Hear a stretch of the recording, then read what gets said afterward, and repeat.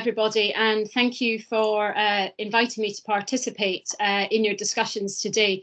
I'd like to start by endorsing what Maria Miller has been saying about how the Revenge Porn Helpline is a lifeline.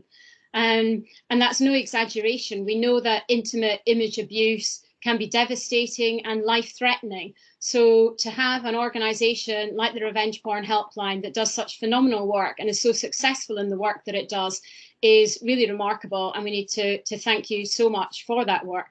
And that's also why, of course, the resources for the Revenge Porn Helpline need to be significantly increased so that you're able to sustain your activities and provide that support where needed.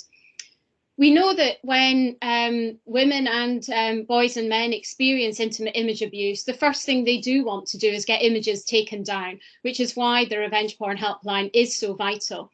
But we do also need a legal system that provides the foundation from which all education, prevention initiatives and deterrence can hopefully work. Maria Miller's already mentioned that that legal system, unfortunately, is not yet up to scratch.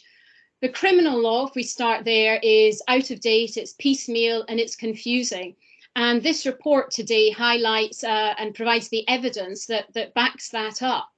So, for example, the report talks about how many victims are understandably withdrawing their support from police reports, sometimes because of the negative attitude of police, and possibly the fact that automatic anonymity is still not yet available to victims of intimate image abuse. And those are changes we need to see. The report also talks about some of the problems with the legislation in terms of requiring prosecutors to show an intention to cause distress before there's a criminal offence. The report talks about how this might be putting off prosecutions, and it also talks about even if that is the motivation, because how difficult it can be to prove.